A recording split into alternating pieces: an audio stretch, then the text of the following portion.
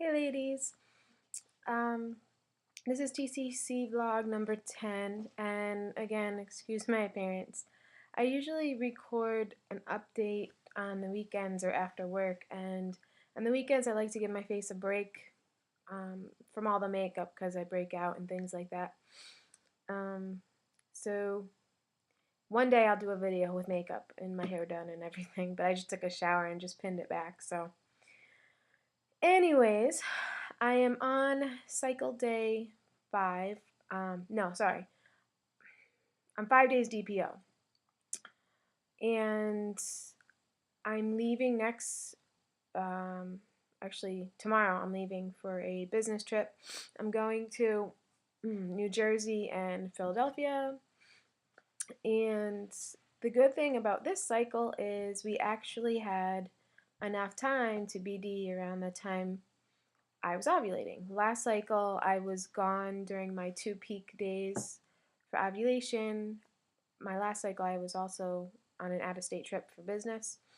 So this time, it's a little bit better, hopefully. My chances are a little bit better of getting my BFP. So we will see. And this is my 3rd cycle doing Fertility Friend. So it actually gave me a date that is good to test, and I think it said around 14 days DPO. My luteal phase is usually always 13 days, so I'm thinking if I don't get my period by 14 days, which would be cycle day 1, I'm going to wait the 15 days and probably do it in the morning if I don't get my period. The reason for that is I don't want to do it on cycle day 1 or 14 days DPO and then in the morning it be a negative and then I get my period that day. So I'm just sick of seeing BFNs. So I'm just going to wait sorry, I keep saying that. 15 days DPO. So I don't know, fingers crossed that it will be the month this month, but if not, that is fine. We did take a more laid back approach this time. We basically BD'd when we wanted to, and that is fine. It actually worked out very well this time because I ovulated the middle of last week, and this weekend, my husband, he's in the Army Reserves. He has his weekend, he has to do 1 weekend a month. He has his weekend Saturday and today, which is Sunday. And usually on those days, he's tired and he doesn't want to BD on Saturday or Sunday when he has his weekends because he has to wake up at like I think 5:30 in the morning and go to work, and he pretty much works for, let's see, 5, let's see, he works like 12 days straight when he has to do that. So he's too tired to BD. So I ovulated around a good time when he wasn't. So we pretty much BD'd every other day. I ovulated on cycle day 15 this time. Last cycle I ovulated cycle day 14. So it looks like my body usually goes around either 14 or cycle day 15. So that's good.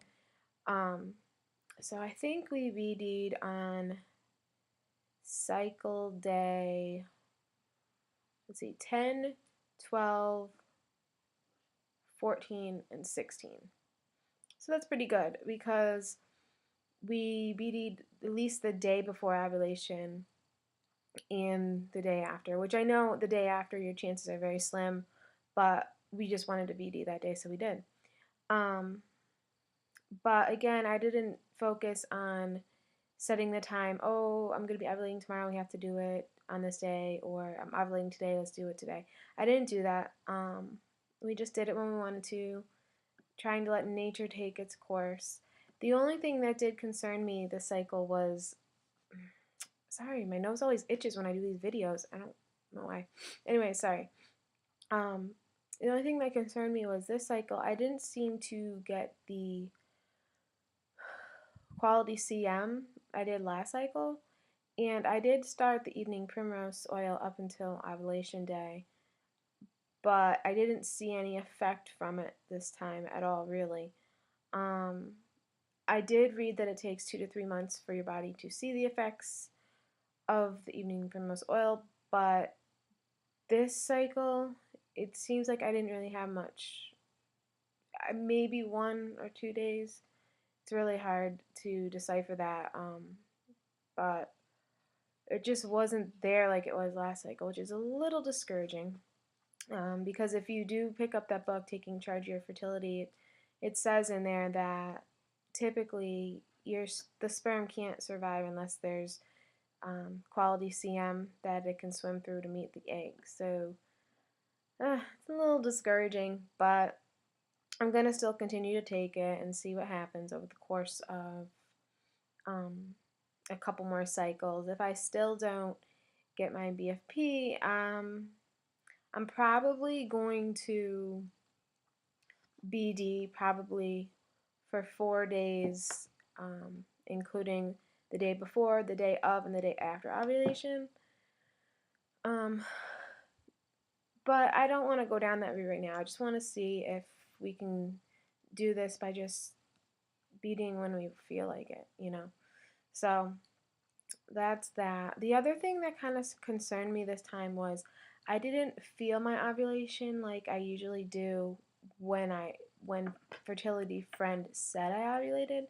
I felt about 2 days after I ovulated the dull cramping, but it was in a mixture of the dull cramping like ovulation and kind of like constipation gassy pain, and it was like that for 2 full days after ovulation, and at some points it really hurt, but I didn't have any um, issues, sorry, TMI, with going to the bathroom or anything. It just kind of felt like I was constipated and this dull pain and pretty much like I was ovulating for 2 days. So I took an OPK on those days, and it came back I wasn't ovulating. So I don't know what the heck was going on in my body, but um, when things like that happen, it kind of concerns me. Like, oh, is something wrong with me?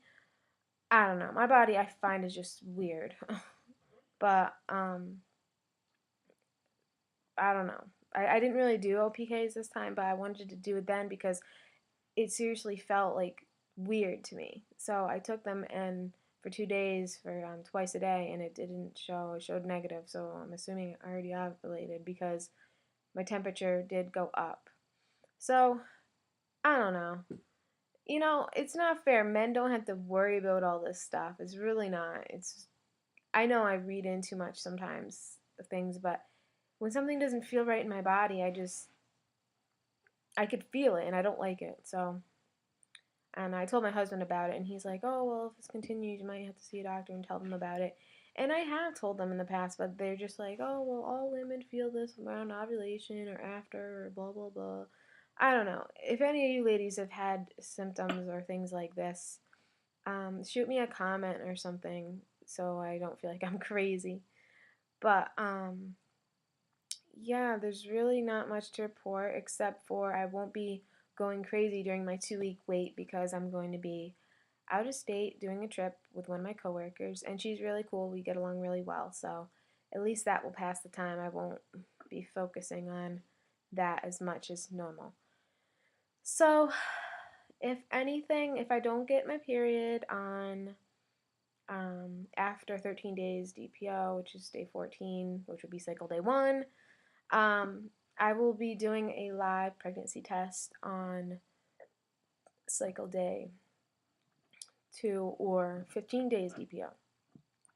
That is going to be Wednesday. Not this Wednesday, but the next Wednesday. So anyways, fingers crossed for me, ladies. And all you ladies out there TTCing, I wish you all the greatest luck. Baby dust to you. And all the ladies, oh my goodness, who've gotten their BFPs, so excited for you. Send some baby dust my way. I'm hoping I can join you on that, the long list of BFPs. I would love to be having my baby in February.